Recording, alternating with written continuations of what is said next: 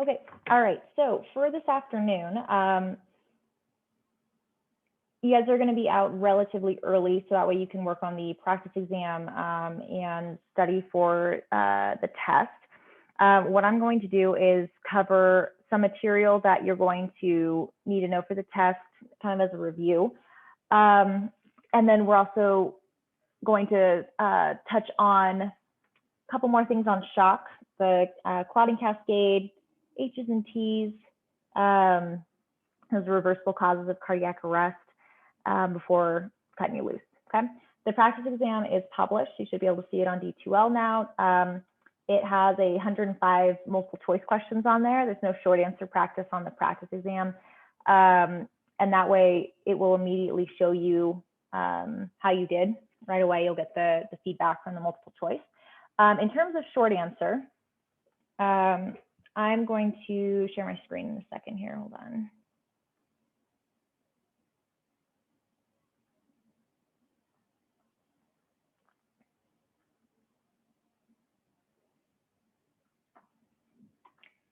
So, and I'll drop these links in the chat 1 second. So what I need you to be able to label is the cardiac action potential. Okay, so what happens during each phase? All right, need you to know that phase 1 is depolarization. Okay, need you to know that phase 3 is rapid repolarization. Phase 4 is our resting potential. What channels open, what stuff goes out, basically what's on this chart here. Okay, even more simply than this, if you were to have something that was labeling, that would be about it. Okay, I want you to be able to understand how this lines up with the EKG. Okay, all right. Okay. You also need to be able to label the electrical conduction system of the heart. So if you were to have something like this, that was blank, okay, and these were blank as well. Okay. So you need to be able to fill in this, okay. So the SA node, the intrinsic rate for that goes to the AV node, okay. Atrial contraction begins, goes down to the Purkinje fibers, okay. I don't care about you guys knowing the moderator band, that's fine. But I need you to know the Purkinje fibers here, okay. Don't worry about the elapsed time, just what happens at each and being able to label where these different pieces are, okay. And then also the EKG tracing here, we'll do that during the EKG test, but it's helpful for you to start looking at that now, okay. All right. The other piece for labeling is capnography. Oops. Okay, so you need to be able to label capnography waveform. Okay. And be able to recognize different waveforms and what they mean. Okay, so we've talked about this a good amount now. So for instance, like that bottom left there, so expiratory resistance, those are your shark fins, right? So that's bronchospasm, okay? So that's what we're gonna see in an asthmatic patient, right? Hypoventilation, hyperventilation, okay? Hypocapnia, so that means low capnography, right? That's different than hypoventilation, right? So that's somebody that's breathing at normal respiratory rate, but their capnography is low, okay? And what conditions could cause that, right? It's kind of the question. So for instance, pulmonary embolism would cause that, right? Where you're breathing at a normal rate, but because of the fact you have an obstruction, you're not getting the same amount of CO2 out. Sepsis, anything that's gonna drastically reduce the shock, for instance, usually drops your capnography, okay? Can cause that. A lot of times though, they'll end up with a rapid respiratory rate with it, but just know that there's a difference between hypocapnia and hypoventilation, right? And then return of spontaneous circulation. Okay, so all of a sudden we get a big surge in CO2. Okay, I don't really care too much with the cardiac oscillations. That's just kind of artifact stuff and the rebreathing. If this doesn't sound familiar to you, don't worry about it. This is just a good chart that kind of shows with the numerics as well. So, okay. In terms of what to know for CAPNO, I'll put this link below, but basically anything in this document is what we've covered. So it's a good review, okay?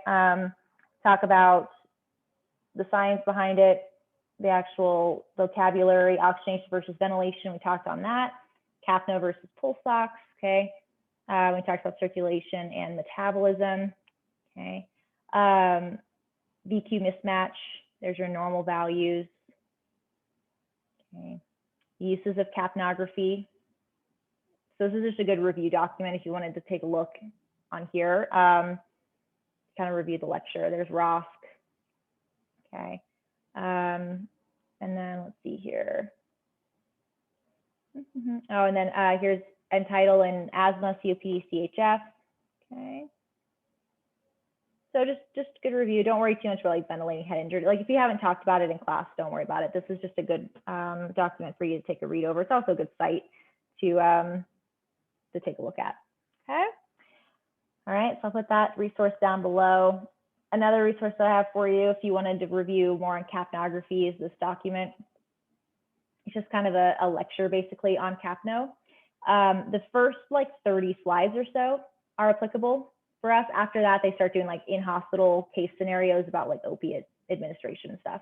So not as helpful, but this walks you through the oxygenation ventilation piece, everything we've gone over multiple times, but sometimes it's helpful to, you know, go take a look again and remind yourself. And it's got nice pictures and all that jazz, okay? So I'll put that down below as well, okay?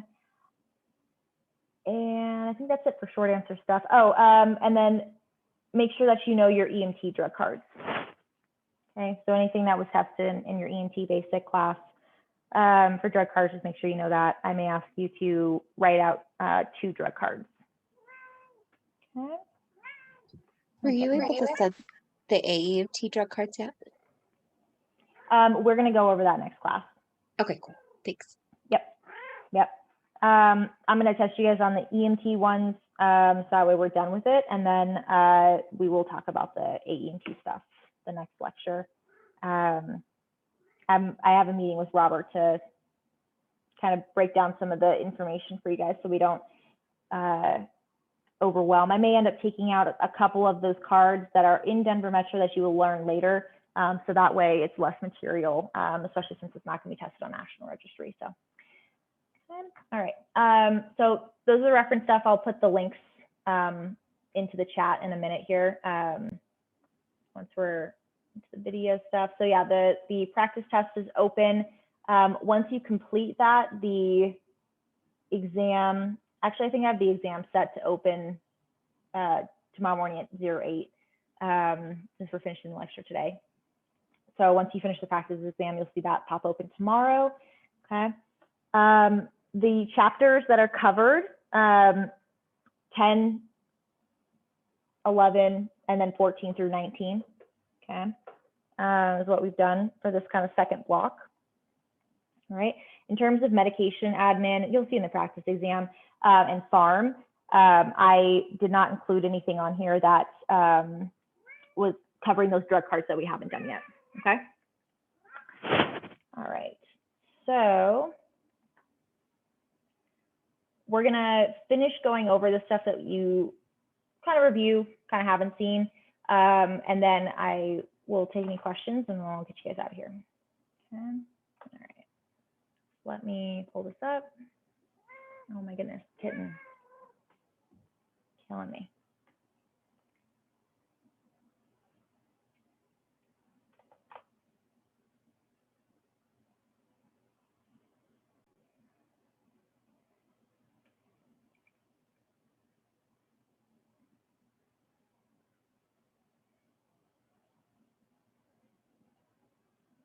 All right, This is just a quick video. It's an overview of the types of shock. Okay, there's a more detailed one that's in the YouTube channel that's here that goes over each individual one a little bit more in depth. It's about 10 minutes long. So if you wanted to watch that one as a review, you can check that out there. Okay, make sure the sound's on. Let's talk about the different types of shock. Now, this is not a course on shock, but it's good to review the different types.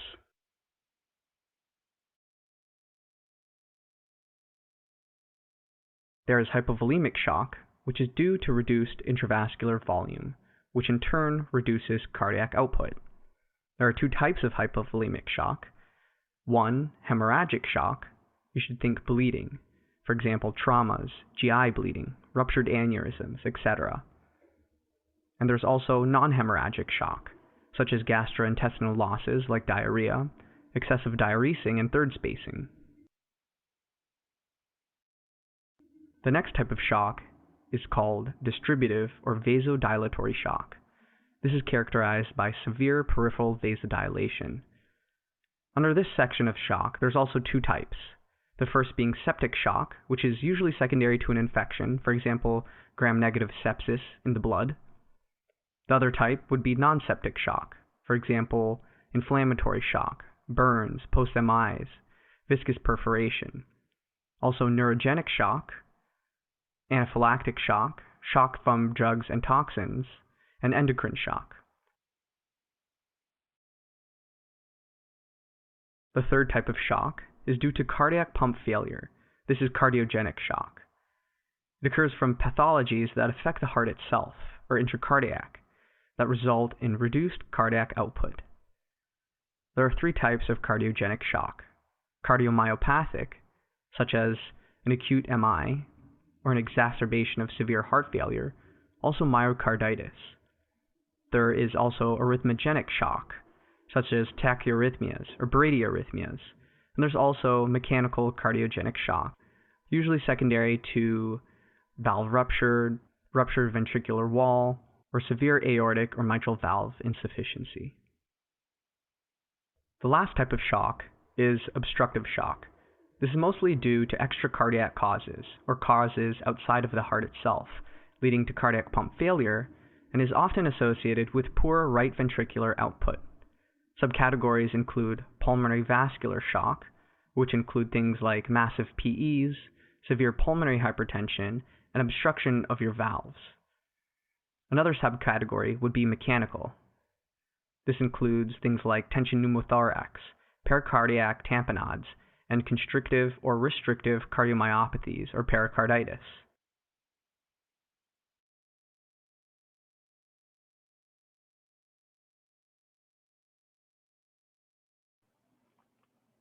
Right, so that's just a quick overview. Okay, all right, so next piece here for shock is talking about the clotting cascade, okay? So when we talk about shock, it's important for us to know that specifically for hemorrhagic shock, right? Clotting is very important to us. Any alterations in the clotting cascade can be fatal, right? Either way. So either if it's, over clotting or hypercoagulability or too thin for the blood, right? That can be a detriment to your patient. If the conditions are not right, your patient will not clot. So if they're bleeding, and the first step in the clotting cascade has to do with body temperature. So this is part of the reason why when we talk about traumas, we're like, lay them flat, keep them warm, high flow oxygen, right? Laying flat is to help that perfusion to the brain, okay? Keeping them warm is for the purpose of the clotting cascade. So if they're not warm, if they're not within about a degree or so of their normal body temperature, the clotting cascade cannot happen. They will not clot. So that is why in trauma, one of the first things that we focus on is trying to keep our patients warm.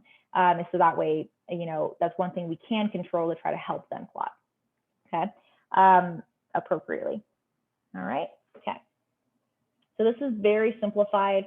There's maybe like one or two test questions on this. So the clotting cascade is extremely complex if we look like way in detail into it. So I don't need you guys to know every exact step, like step 10 is this and that, and it has to do with, fibrin working with that. I just need you to kind of know the overview that there is a cascade, that things need to happen in an order. in order to clot, and kind of what's in this video, okay?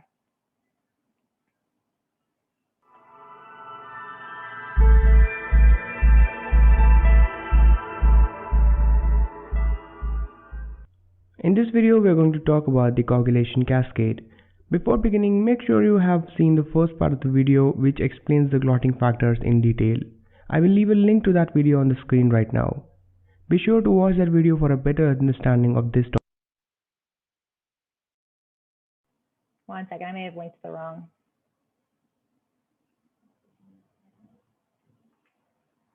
I did, 1 second.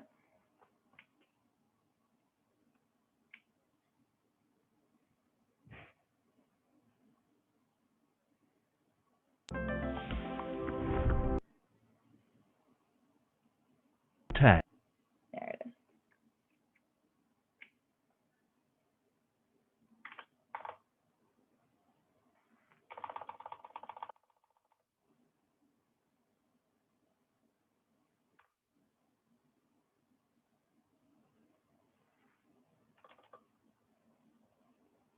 Okay, sorry.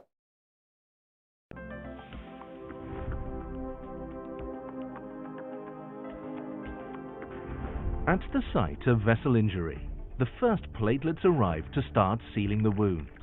Simultaneously, the coagulation cascade with its various coagulation factors is activated. This involves two pathways, the extrinsic and the intrinsic pathway. Extrinsic activation begins with now exposed molecules of the vessel wall, such as tissue factor, which forms a complex with factor 7. Finally leading to the activation of factor 10. This factor 10A is the point at which the extrinsic and the intrinsic pathways of the coagulation cascade meet. The intrinsic pathway consists of various coagulation factors activating each other in a chain reaction. At its end, a complex with an additional cofactor is formed. This complex now activates factor 10. Since the two pathways merge at the level of factor 10A, this factor has a pivotal role in the coagulation cascade. Further down the cascade, factor 10A in combination with 5A activates thrombin and induces the so-called thrombin bursts. One molecule of factor 10A can catalyze the formation of 1,000 molecules of thrombin. These large amounts of thrombin cause the further activation of platelets and the enhanced formation of fibrin. Fibrin then forms strands, making up the mesh that stabilizes the platelet plug in an arterial clot and holds together the red blood cells in a venous clot. It can be concluded that the central role of factor 10A in the coagulation cascade makes it a viable target for therapeutic intervention in pathologically altered blood coagulation.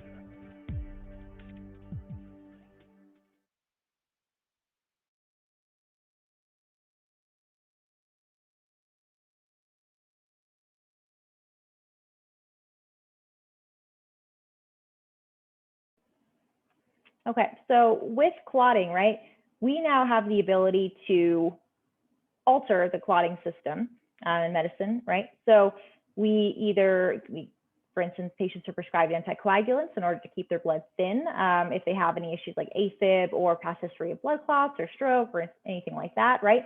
And then we also have the ability to use something called thrombolytics, right, in order to break down clots actively. And then in the field now, we also have something called TXA, okay, tranexamic acid, okay, which allows us to help the body clot, okay? And I was trying to find there was a little overview of TXA because we carry that in Clear Creek now as well. And there's some really great research on TXA. Like for instance, they use it also for like nosebleeds or like severe nosebleeds, for instance. Like here's this guy.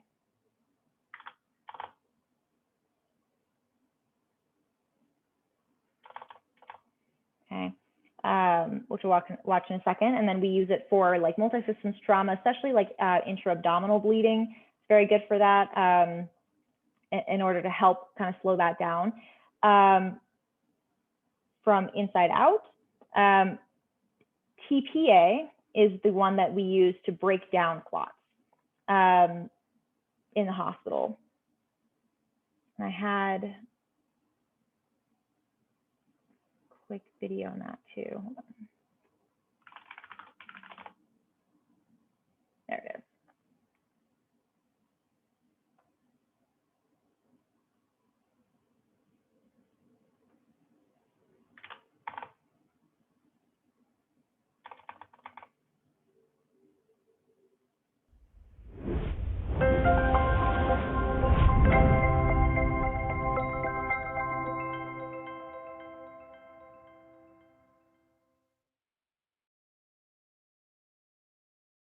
Okay, so he's had prior transfusions because he has nosebleeds that just won't stop.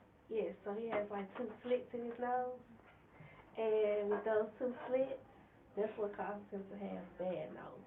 Okay, now I understood though that he was recently admitted and they thought that there might be a platelet abnormality of some kind or a von Willebrand's factor problem of some kind. He just got discharged home, right? And and then he started to have a nosebleed again. Yes, and not even after maybe an hour and a half after being gone. Yeah. So you want to get back up to your home and get up to Le Bonheur Hospital and to finish your evaluation. So what we're going to do, and there's good literature to support this, we're going to do some nebulization or atomization of tranexamic acid. And topically, there's not a problem as far as causing blood clots and so forth. Okay. But as you can see, you know, he's got a little blood on his shirt there, and when he shortly he was nursing a little bleeding from his nose when he was here earlier too. So what we're going to do, we're going to put it's 100 milligrams per ml. We're going to put 2 ml up in both nostrils because he was bleeding from both nostrils. All right, so we're gonna just do it all at the same time. Do we want to give him instructions on what he Yeah. So what you're going to need to do, when they tell you that they sniff like that, you sniff like that, okay? You got it? One smart kid. Tilt your head back a little bit. All right, buddy. All right, buddy. 1, 2, 3. Sniff. Suck in. You say, Big breath in through your nose, buddy. Good enough. Okay, yeah. So, you know, that nebulized good. This is going to help him form a clot. So that's the actual point of this medication. So in his body, we don't really know what's going on, but the platelet dysfunction means that if it's platelets, then he's not forming a clot. Or if there's a slight dysfunction, then we've got maybe a small clot forming, or it's forming partially, and so, but then something's breaking it down. So the medicine that was that he just had atomized up his nose and inhaled is supposed to prevent. It stabilizes Yes, clots. it stabilizes It's clot by tranexamic preventing the breakdown of it, essentially.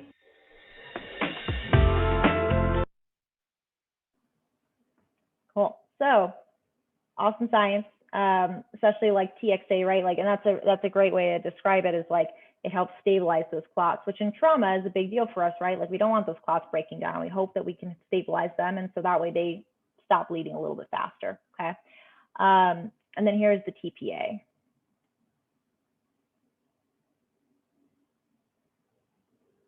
Circulation of blood to the brain is vitally important to ensure the body's healthy function. In an ischemic stroke, a piece of plaque or blood clot can break free in the arteries. This forms an embolus, which can travel through the bloodstream to the small vessels of the brain.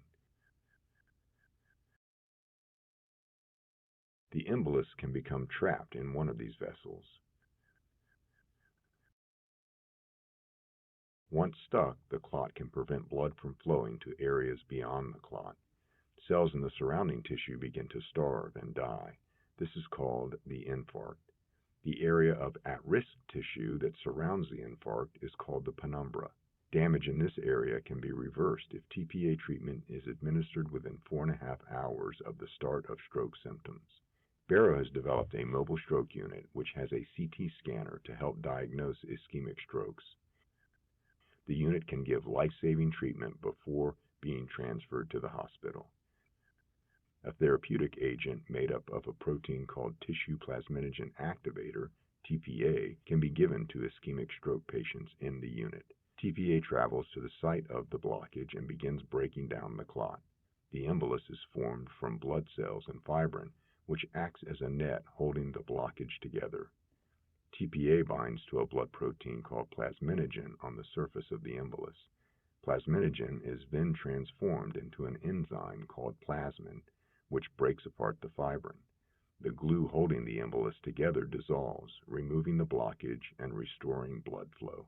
With normal circulation restored, the brain tissue around the infarct can receive oxygen and nutrients, returning to healthy function. With stroke, the key factor is time. The emergency stroke treatment unit has the potential to save brain tissue by diagnosing and treating patients with TPA before they reach the hospital. Okay. And so that's where the importance of the timeline of, exactly what time was the symptom onset for that patient becomes really vital to us in EMS. And as we transport our patient in for a stroke alert is that TPA window. Because outside of that window, then it really is not as effective because the clot typically starts to adhere to the vessel walls a little bit more. And so the TPA may not be as helpful. And then also it increases the risk of massive bleeding, because if the clots are starting to attach to the vessel walls and then we give something that's going to rapidly break down that clot, it may cause a tear within the vessels and cause a massive bleed instead, right? So, and then that would suck. So then you had a clot and then now we cause almost a hemorrhage on the flip end. So that's why that window is kind of is very important, okay? All right. Cool. So the last piece that we need to take a review on is the classification of hypovolemic shock, specifically hemorrhagic shock. So those different stages, right, of each, which you guys should have covered in EMT as well, but we'll quickly watch. Let me see how long this is, 6 minutes, yeah. We're gonna watch this as a review because they do a nice chart on here and kind of talk through it as they go. Once we're done with this, I will take, I have one other, there is H's and T's. There's one more video after that for reversible causes of cardiac arrest, and then we're done, okay?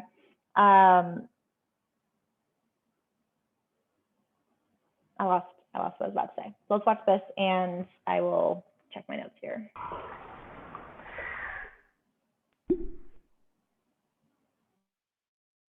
Hypovolemic shock classification, also called as the hemorrhagic shock classification.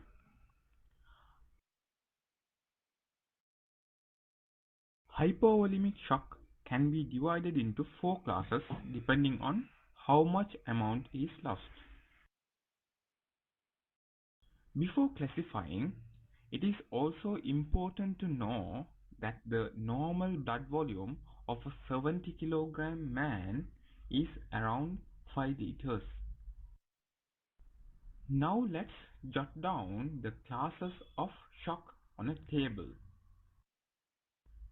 As I mentioned before, there are 4 classes: Class 1, Class 2, Class 3, and Class 4.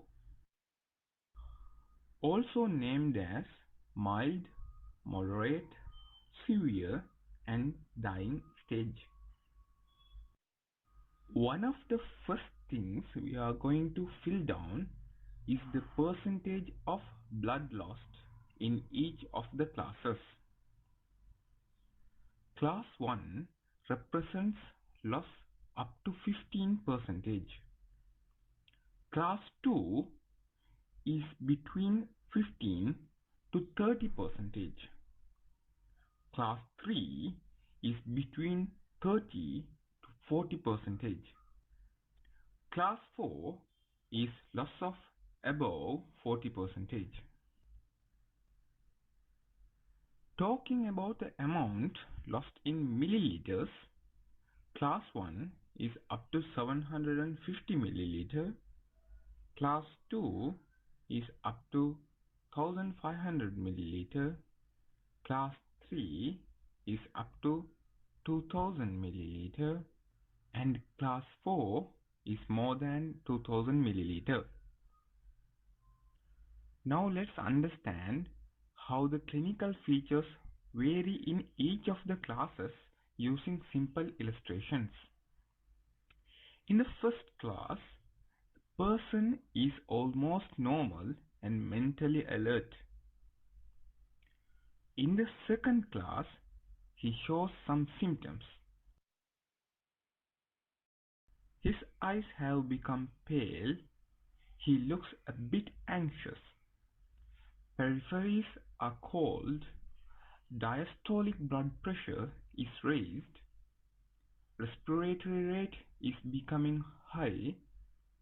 Heart is beating a bit fast. Anyway, the urine output is still nearly normal. In the third class, situation is getting worse, and he will show the classic symptoms of shock. Eyes are pale, confused and drowsy. Peripheries are colder. There is hypotension, tachypneic, heart beats faster than before, and now the urine output is reduced. In the fourth class, he is comatose or drowsy, cold peripheries, hypotension, he is still tachypneic, heart rate is very high, and the urine output is very low, almost negligible. Now let's summarize all those on the table. Thinking from the top to toe, the important features are mental state, pallor, blood pressure. We'll put systolic blood pressure and diastolic blood pressure separately, heart rate, respiratory rate, and urine output. As the class increases, heart rate and respiratory rate increases, and all the other features deteriorate.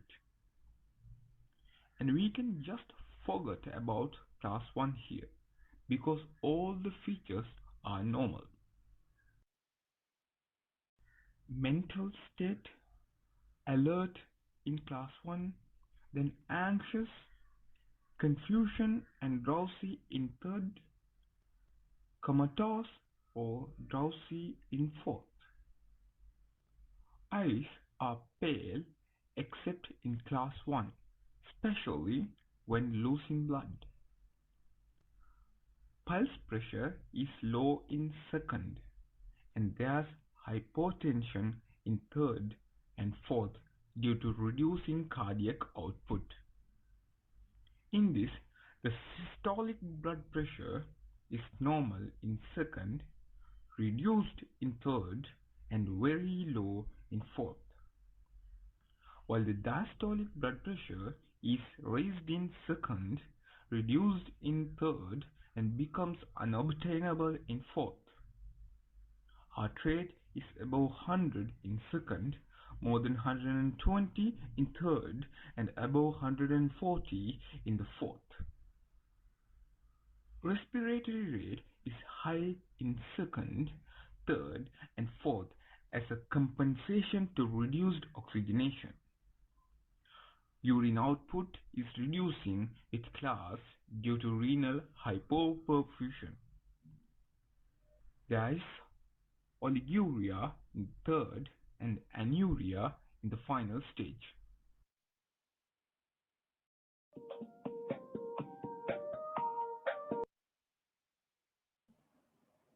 All right, so I would just make sure that you guys review the different stages again and how much blood loss there is between them. Sorry, 1 second.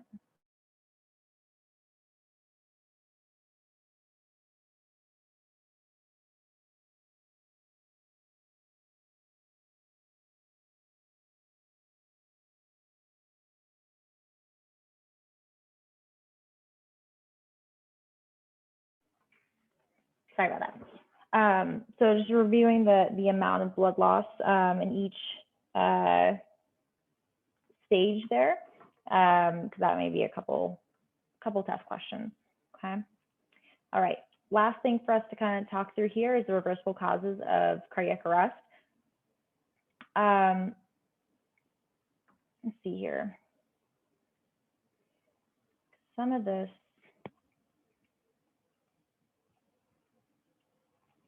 is a little bit above where I need you to know.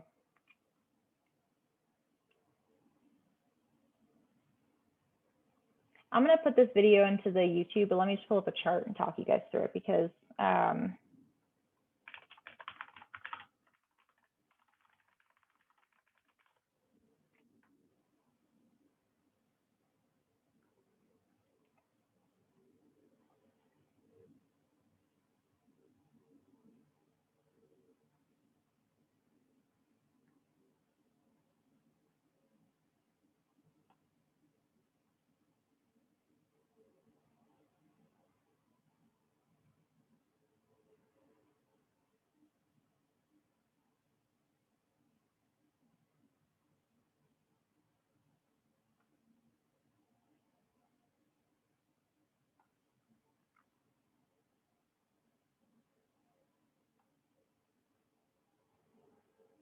one second.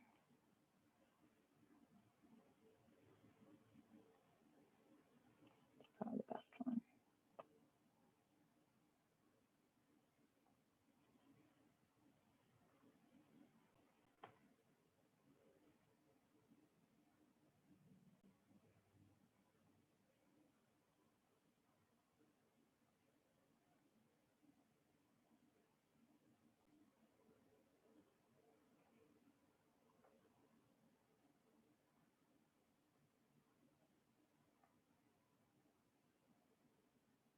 Okay. All right. So we talk about the 5 H's and T's a lot, especially in paramedicine. And so these are typically reversible causes of cardiac arrest, things that we can affect potentially in order to help bring our patients back. Okay. So I've kind of used this example a few times before where I say like, look, like if your patient is hypoglycemic and their sugar is 15, we can push on their chest all day long. If I don't recognize that their sugar is 15 and fix it, I'm never going to get them back. Like they're going to stay dead. Okay. So I can give them epi, I can tube them, I can do all these things, I can shock the rhythms all day long, but if we don't fix the sugar, they're not coming back. Okay. And so a lot of these with cardiac arrest, we tend to treat just regardless through the regular like working a code. For instance, hypovolemia. So anytime you work cardiac arrest, you're going to start a line, right, an IO or an IV, and we typically give an initial fluid bolus, right? So we'll do a liter for an adult, right, or we'll kind of measure it out for a kid, and that's to address any hypovolemia that could have been present, right? Hypoxia, we're going to ventilate, we're going to do an advanced airway or supraglottic airway, we're going to give them high flow oxygen to try to correct any hypoxia, especially important in pediatric patients, right? Hypothermia, so making sure that they're warm, their body temperature is back up to normal. We just talked about that with that pediatric patient, okay? And then we take a look at some other things as well. So when we start working down the algorithm, right? So we're working the code, and this is different than the BLS, the EMT level cardiac arrest. So in that level, you guys put on the pads, we put an OPA in or supraglottic airway, we're ventilating. And in the scenario, right, either we give you guys ROSC or they die, right? There was no IV or IO access, there was no epi or anything like that. In the paramedic and, you know, the AEMT level, we want you to start thinking through, well, why did they code in the first place, right? Like, why did their heart stop, or why did they go into this rhythm in the first place? Oh, this is missing. Hold on a second. This is missing.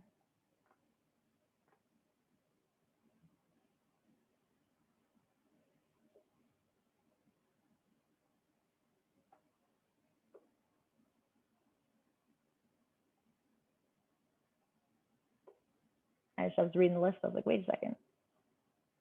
Something's not on there.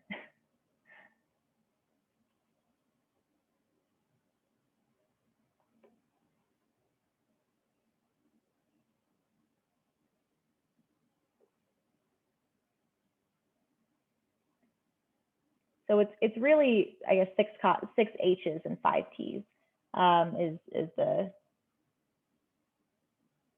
the proper. Does anyone know which one's missing on here?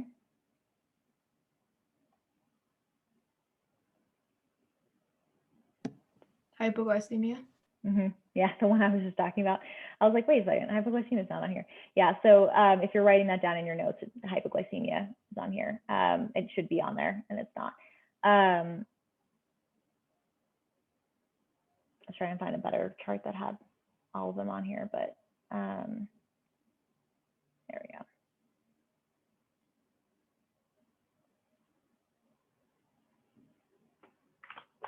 There we go. All right. So sometimes they'll say 6 T's as well. They'll put trauma as a kind of like overarching category on that 6th one, but this is a little bit better. So we talked about hypovolemia already, hypoxia. So acidosis obviously is going to cause cardiac arrest eventually, right? We talked about the spiral of death that happens with shock states. So eventually any sort of shock is going to lead to that acidosis, which then causes the arrest, right? Now, sometimes we can correct that. It's technically reversible, right? Unless they're in a irreversible state of shock. We're not going to really get anywhere then, okay?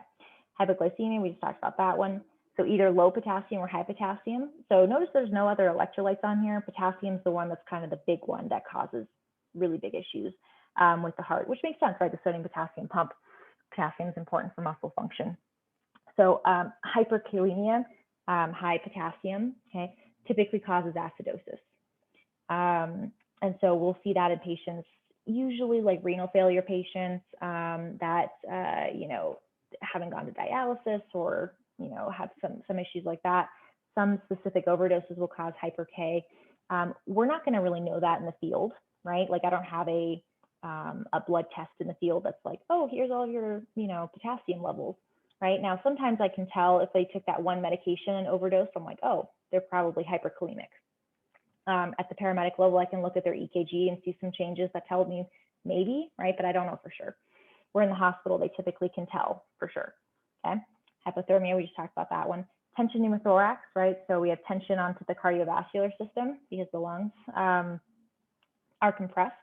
So as a paramedic, then we can fix that because we identify it. We then decompress, right? And that will resolve the tension, okay? Cardiac tamponade, not much I can really do in the field about cardiac tamponade and cardiac arrest, unless other than recognize it, okay? Toxins, so any of those overdoses or organophosphate poisoning, CO poisoning, something like that, okay? And then the 2 different types of clots. So either a clot in the pulmonary arteries, okay? So think of massive PE, so both your lungs are blocked by clots, or a clot in the heart. So say a big clot got stuck in the, you know, left mitral valve or something like that, right? So now blood can't pump effectively through the heart, okay? And that would be a really big clot because that would be a clot that was big enough to get stuck in the valves of the heart and instead of going through and into the lungs and getting stuck there.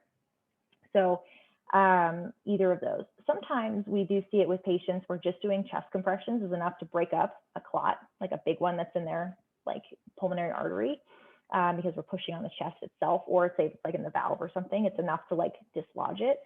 I've seen that once. Other times, like, you know, you get the story of like they had surgery on their leg 3 weeks ago and they have a history of clots and they skipped their blood thinners for 2 days or something. And they stood up, you know, out of the dinner chair and then clutched their chest and literally just right into cardiac arrest and face planted into the ground. That person you're probably not getting back, okay? And coronary thrombosis also talks about like strokes, things like that, okay? So these are the reversible causes of cardiac arrest that we have to know and be thinking about. So when we go down that algorithm, right, I get on scene, I put pads on, I get the airway established. So in that code, right, and you guys have all probably done this in the EMT class now, you get all the stuff done, and then all of a sudden you're sitting there just doing your cycles of compressions and ventilations, and you're like, okay, now what? We're just here, like we're waiting, are they gonna come back or not? It's at that point that you start considering reversible causes. That's where you start looking at the list and saying, okay, so we've got the IO in, we've got fluids going, we got a supraglottic airway in, we got pads on, they've been shocked twice. Okay, what are we missing? What else do we got to do now? Okay, H's and T's. Yeah, can someone get a sugar for me? Okay, great. What's their stats? It's a 70, 74. Okay, it's kind of low, but they're ventilating. Okay, all right. Are their lung sounds equal? Let's take a listen, right? Oh no, one side's really, really reduced. Ooh, okay, we got to let the medic know that's coming, because maybe that's a pneumo, right? Hey, let's go feel their femoral pulses with compressions. Are they present? They should be, right? If we're doing good compressions, we should have good femoral pulses. And let's say, for instance, one side's really weak, right? Okay, what does that tell us?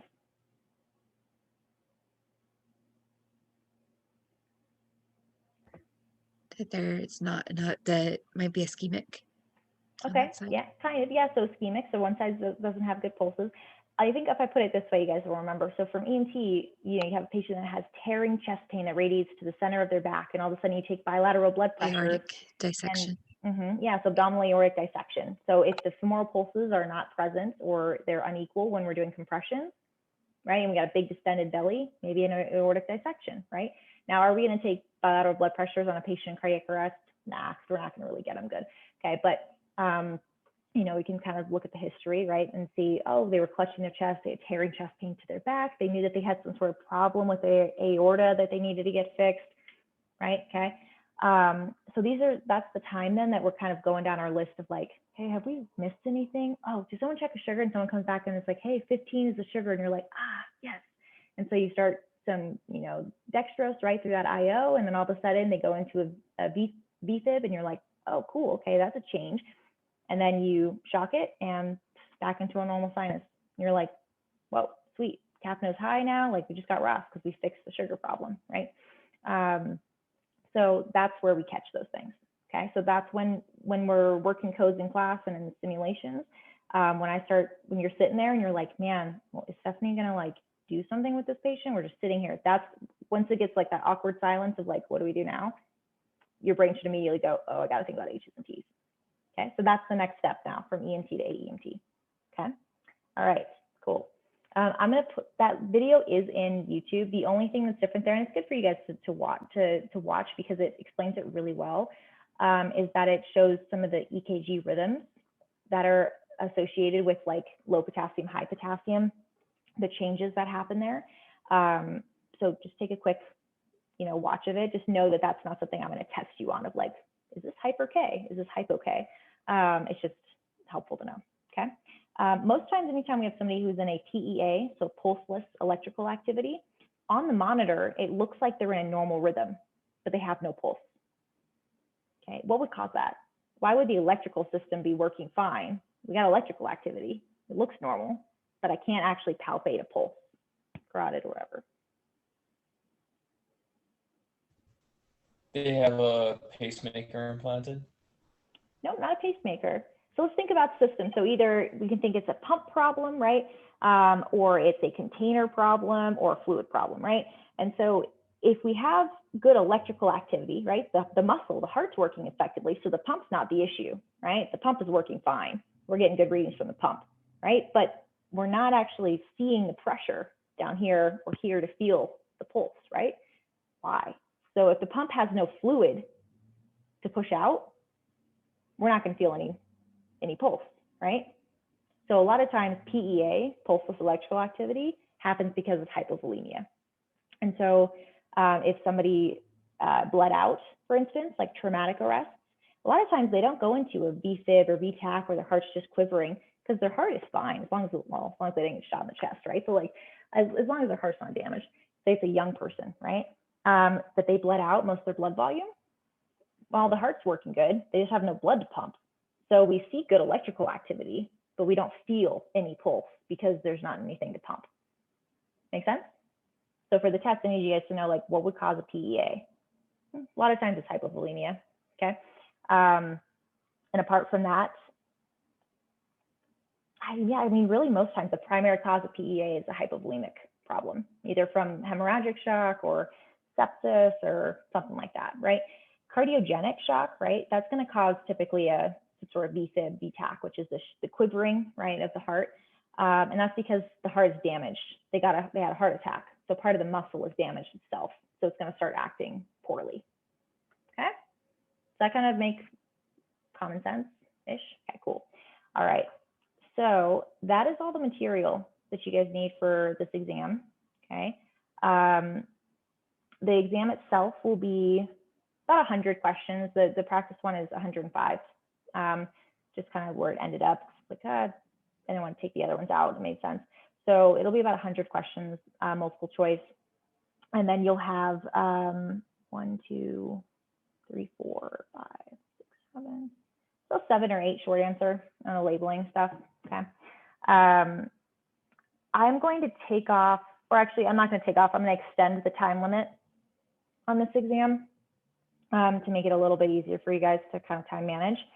I'll probably put it at 2.5 hours, which I think is plenty of time. Just like the last test, you're allowed 1 reference sheet. Okay, so you can use an 8.5 by 11 piece of paper, okay, that you can use for any reference materials. It needs to be handwritten though. Okay. I put the links to those pictures and stuff down into the chat. That's easier than sending you that other like reference guide because it's a little bit more complex and it has some stuff from future tests on it. So just use those if you want to study off of for like what labeling to expect. Okay. The only other short answer stuff that you could expect on there is like a patient scenario, right? So, hey, like this is what you responded to, this is what you see, like what type of shock, just like we went through today, what type of shock would you expect in this patient? What would you be looking for in their vital signs that would fit that? How would you treat it and why? Okay, and how would you reassess to see if your treatment's working? Okay. All right, are we all doing okay? Sorry, I feel a little zony. Can you repeat that last Repeat little what? part? The what you just said about assessment. Sorry. Can someone repeat forward? Thank you. I apologize.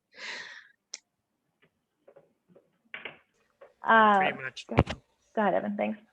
During the exam, she's going to give us some scenarios, and like one of the questions probably being like, hey, what type of shock is this? Kind of like, you know, in the video, how we try to determine that. That's kind of what's going to be in the test. Great. Thank you so much. So since there was like 1 or 2 that couldn't be here this afternoon, I have this afternoon section recorded. So I will go on and post that to D2L. It's going to take me a little bit though, because it's got a buffer on my computer, and then I have to upload it to YouTube unlisted and then embed it into D2L to get it to work properly. So if you wanted to rewatch the review stuff, you can. You just got to wait for that to be posted. I typically don't post all of our lecture stuff. I have them downloaded into my computer, but because of how long classes are, the size of the files for these Zoom sessions are like astronomical because it basically goes for, you know, 8 hours or so. So YouTube would be like, it would just take forever. So on test review stuff, I try to do this. That way you guys have it if you wanted to look back on it. Okay. For Wednesday, we're going to be doing the EKG stuff. I think, I'm going to do it in the morning, so that way it's done. So we'll do the EKG course in the morning. I'm going to hopefully have an extra instructor confirmed for that day. So that way I can kind of do some advising stuff with you guys. In terms of preparation for Wednesday, just bring your, if you have them, the EKG books. So that way you can, you know, take notes in them, look at them as we go. Other than that, I'll give you other resources and handouts and things like that. So there's not really any prep work that I need you to do for Wednesday other than bringing that stuff. And obviously you're studying already the electrical conduction system stuff. So that's good. Okay, just review that and you'll already be kind of ahead of the game. Okay. All right, Serenity, were you able to get a mask? Yep, okay, good. Cool. Any questions for me today? So Yep, Evan. the test is going to be like due on the 14th or the 10th? On the 14th. Okay, thank you. Yep. Are you going to post a study guide, or what we just went over was pretty much the study guide? I'm sorry? Are you going to post a study guide, or what we just went over was pretty much the study guide and just go off of that? Yeah, what we just went over was basically the study guide, and then you have the practice exam to take in order to kind of study off that too, which I think is probably enough. Yeah. Yeah. Okay. Cool. And then what was the deal here? So, oh, and you guys saw my message about the future exams, right? In looking at the schedule, when I pulled this up, I was like, wait a second, the shock material is not on this test like it should be, because that's our last thing. I probably had meant to put everything 1 week back. So for future exams, what I'm going to do is move the test to Sunday, which I think is just probably, it'll give you an extra weekend to be able to do the practice exam and the test as well. So you'll get the the practice exam will release on Wednesday, afternoon, just like it was, supposed to be previously. And then the test will be due the following Sunday, okay, instead of the next Wednesday.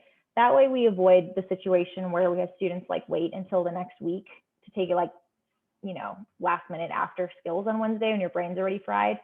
It doesn't really matter to me to have it due on Sunday. And then that way, when we start class on Monday morning, it's done. We're starting new material, that material is done, and we're good to move forward. Okay, does anyone have any issues with that or concerns? Does that sound okay? Okay, cool. Our next unit is relatively small. We have respiratory emergencies, cardiac, neuroendocrine, and abdominal. Respiratory and cardiac are obviously the bulk of that, right? I'm likely only going to have 1 unit exam for that. And the reason why is because we're going to have our EKG quiz for that cert. And I'm also going to have some pharm stuff due. So the EKG stuff will take some of the cardiac emergency material out for you as well as the pharm quizzes will, like out of respiratory and things like that I typically would have included in that unit exam. So it'll kind of break it up for you too, okay? Likely that next test will be about the same length as the one you're about to take.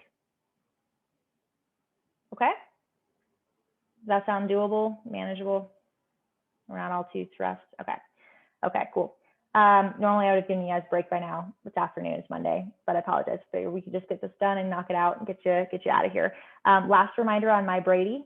Okay, if you have anything that's outstanding that you haven't done on it, please get it done. I need to see it by this Wednesday. So this Wednesday afternoon is when I'm pulling the grades from my Brady for this unit. Okay, so please get it in so that way I can pull everything all at once.